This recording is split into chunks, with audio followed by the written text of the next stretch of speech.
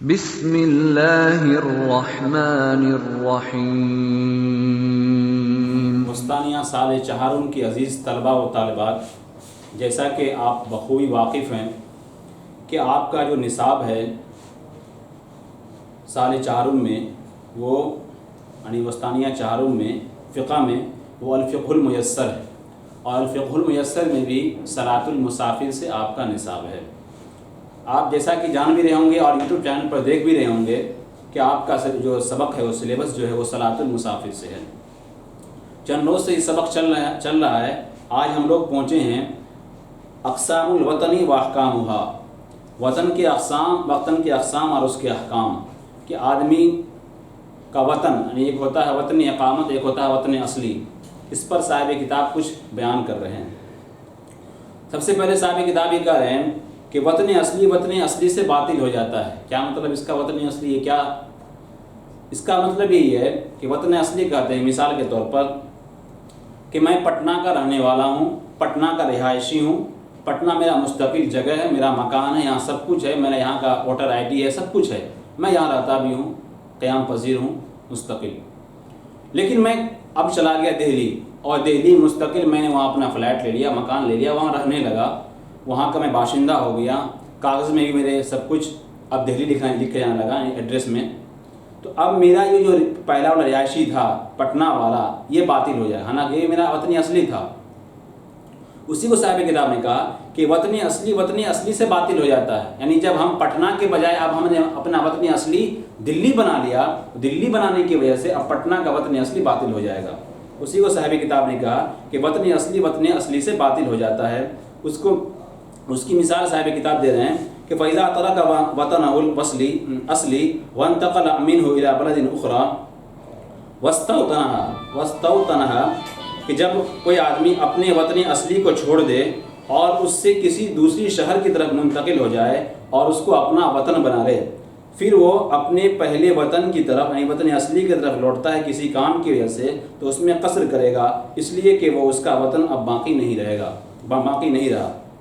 وہی مثال ہے کہ میں مستقل رہائشی تھا پٹنہ کا، یہاں رہنے والا تھا، میرا یہاں مکان تھا، تمام سرکاری کاغذات میں میرا جو ایڈریس تھا وہ پٹنے کا تھا، لیکن میں اب جا کر کے دہلی میں مستقل میں رہائشی اختیار کر لیا ہوں، وہاں مکان لے لیا ہوں، وہاں مستقل قیام پذیر ہو گیا ہوں، اور تمام کاغذات میں اب میرے وہاں کے ایڈریس ہو رہے ہیں، نام میں وہاں کا سب کچھ دیا جا رہا ہے۔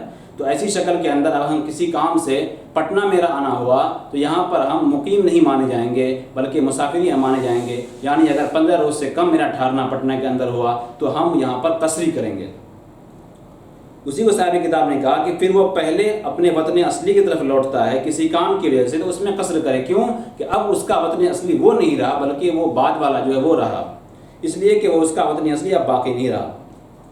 صاحب کتاب آگے کہہ رہے ہیں کہ وطن اقامت یہ باطل ہو جاتا ہے دوسرے وطن اقامت سے۔ مثال کے طور پر میں کسی شہر میں یا کسی جگہ میں یا کسی محلے میں ٹھہرا ہوا ہوں اور وہاں میری نیت ہے 15 روز یا اس سے زائد کی، لیکن میں وہاں سے نکل گیا، میں وہاں سے نکلنے کے بعد کسی اور جگہ چلا گیا اور میں نے وہاں نیت کر لی کہ مجھے یہاں 15 روز یا اس سے زیادہ ٹھہرنا ہے، تو اس سے پہلے جہاں میں ٹھہرا ہوا تھا وہ وطن اقامت جو ہے وہ باطل ہو جائے گا۔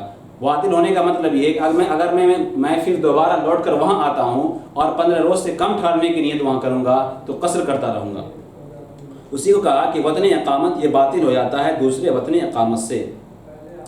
اس طرح صاحب کتاب کر رہے ہیں کہ وطن الاقامت یبطل بالسفر منہ، کہ وطن اقامت وہاں سے سفر کرنے سے بھی باطل ہو جاتا ہے، یعنی مراد یہی ہے کہ جہاں میں ٹھہرا ہوا ہوں کسی شہر میں 15 روز یا اس سے زائد، لیکن میں وہاں سے نکل گیا تو وہاں سے نکلنے کی وجہ سے اب میرا وطن اقامت ختم ہو جائے گا، باطل ہو جائے گا۔ اس کے بعد صاحب کتاب کر رہے ہیں وطن الاقامت یبطل بالرجوع الی وطن الاصلی، کہ وطن اقامت یہ وطن اصلی کی طرف لوٹ جانے سے باطل ہو جاتا ہے۔ مثال کے طور پر میں کسی کام سے پٹنہ آیا تھا، پٹنہ میں 15 روز یا اس سے زیادہ رہنے کی میں نیت کر لی، میں یہاں 2 مہینہ 4 مہینہ 6 مہینہ 8 مہینہ رہا، اس کے بعد میں اپنی جگہ یعنی جہاں کا میں باشندہ ہوں، جہاں میں مستقل قیام پذیر ہوں، جیسے میں سہرسہ کا ہوں، تو میں وہاں جاؤں گا تو میرے وہاں جانے کی وجہ سے جیسے میں یہاں سے نکلوں ویسے ہی یہ جو وطن اقامت ہے یہ باطل ہو جائے گا۔ उसी को कहा कि वतन इकामत ये वतन असली की तरफ लौटने की वजह से क्या होता है, बातिल हो जाता है। चुनांचे में फिर अगर मैं दोबारा आता हूँ पटना और 2-4 रोज़ ठहरने की यहाँ नियत होती है तो मैं कसरी करता रहूँगा, यानी मुसाफिर के हुक्म में होऊंगा। आगे साहिब किताब वतन असली की तारीफ़ कर रहे हैं। अलवतनुल असली हुवल मौज़िउल लज़ी इस्तौतनहु सवाउन तज़व्वज फ़ीही औ लम यतज़व्वज। साहिब किताब करें कि वतन असली उस जगह को कहते हैं जिस जगह को वो आदमी वतन बना ले मुस्तकिल, बराबर है कि वहाँ शादी करे या ना करे। शादी करना मकसद नहीं है, मकसद यही है कि उस जगह को मुस्तकिल अपना वो वतन बना ले और तमाम कागजात वगैरह में एड्रेस वगैरह जो हो वहाँ के हों, तो ऐसे आदमी को वहाँ का मुस्तकिल बाशिंदा शुमार किया जाएगा। ये तो इसकी तारीफ़ हो गई वतन असली की।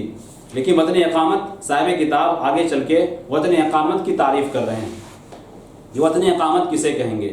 तो वतन इकामत की तारीफ़ है हुवल मौज़िउल लज़ी नवल इकामत फ़ीही लिमुद्दति 15 यौमन औ अक्सर, कि आदमी किसी शहर में या किसी गांव में 15 रोज़ या उससे ज़ायद ठहरने की वहाँ नियत कर ले तो उस आदमी को मुकीम कहा जाता है, यानी वहाँ का वो अभी यानी आर्जी तौर पर उसको मुकीम कहा जाएगा।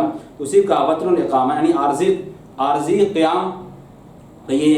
तो कहा कि वतन इकामत वो जगह है जहाँ वो ठहरने की नियत कर ले 15 रोज़ या उससे ज़ायद की, तो ऐसी जगह को वतन इकामत कहा जाता है।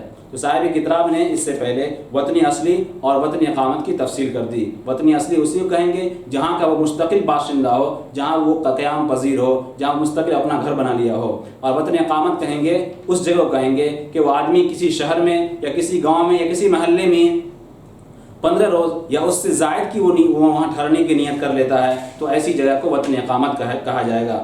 अजीज़ तलबा, आज के सबक को हम यहीं पर इख्तिताम करते हैं। आइंदा फिर इससे आगे आपके सामने लेकर हाजिर होंगे। ये थर्ड क्लास था आपका।